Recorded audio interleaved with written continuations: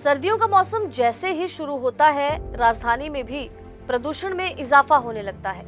दिल्ली की जो हवा की गुणवत्ता है वो बेहद खराब श्रेणी में चली जाती है और मुद्दा उठ जाता है किसानों के पराली जलाने का। लेकिन सवाल ये है कि क्या वाकई दिल्ली में बढ़ते प्रदूषण के लिए किसान दोषी है?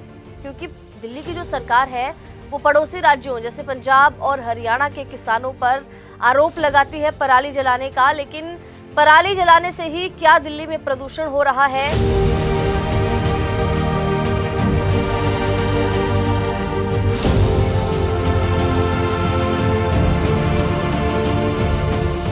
सितंबर महीने में जैसे ही धान की कटाई शुरू होती है, वैसे ही अक्टूबर आते आते हरियाणा और खासकर के दिल्ली एनसीआर में प्रदूषण का स्तर भी चर्चा का विषय बन जाता है।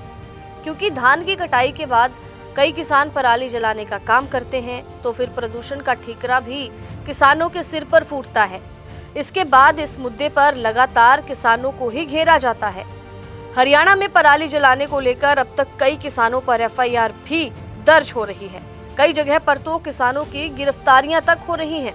लेकिन बड़ा सवाल ये है कि क्या वाकई इस प्रदूषण के लिए 100% किसान जिम्मेदार हैं? क्या अन्य कोई दूसरा कारण नहीं जिससे प्रदूषण बढ़ता हो? प्रदूषण के लिए सिर्फ किसान को दोषी ठहराना कितना उचित है? शायद इस पर कोई विचार करना ही नहीं चाहता।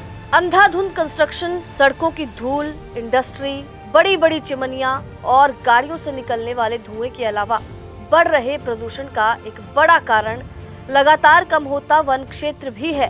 पुणे स्थित Indian institute of tropical metrology ने अपने शोध में कहा है कि दिल्ली में वायु प्रदूषण के लिए जिम्मेदार 32 से 44% प्रदूषक कण किन स्रोतों से आते हैं, उनकी अभी तक पहचान तक नहीं हो सकी।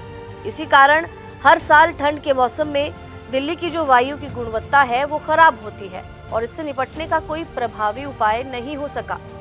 दिल्ली के प्रदूषण में 19 अक्टूबर को पराली जलाने से होने वाले धुएं की हिस्सेदारी 1.3% थी, 20 अक्टूबर को 2.3% और 21 अक्टूबर तक 2.4% रहने की उम्मीद है। ये ध्यान रखना जरूरी है कि दिल्ली में वायु प्रदूषण के लिए सबसे बड़ा कारण डीजल और पेट्रोल से चलने वाली गाड़ियां हैं। गत 18 अक्टूबर को दिल्ली की हवा खराब करने में गाड़ियों से निकलने वाले प्रदूषकों का जो योगदान है वो 14.2% रहा। 19 अक्टूबर को 11 हो चुका था। इसके अलावा दिल्ली के आसपास के क्षेत्रों में कारखानों और कंपनियों से निकलने वाले प्रदूषक राष्ट्रीय राजधानी और एनसीआर में वायु गुणवत्ता संबंधी समस्याओं को बढ़ाने के लिए अहम भूमिका निभाते हैं।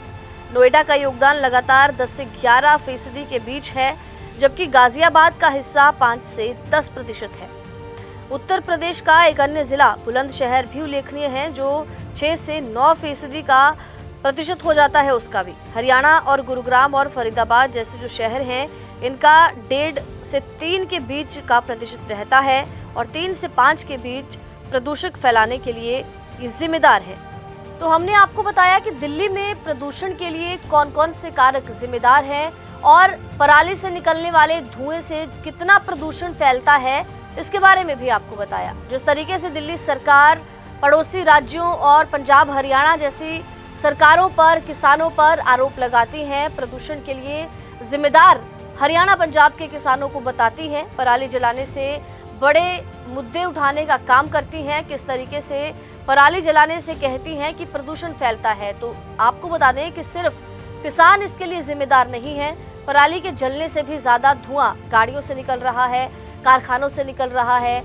औद्योगिक विकास जो हो रहा है वो कहीं ना कहीं विनाश की ओर भी ले जा रहा है। वन क्षेत्र कम होते जा रहे हैं, तो सरकारों को चाहिए कि कड़े निर्णय लिया जाएं ताकि राजधानी दिल्ली के साथ साथ हमारी ये जो धरती है, ये जो प्लेनेट है, ये बचा रह सके। आने वाली पीढ़ियों के लिए भी प्रकृति को सहेज कर, संजो कर रखा जा सके।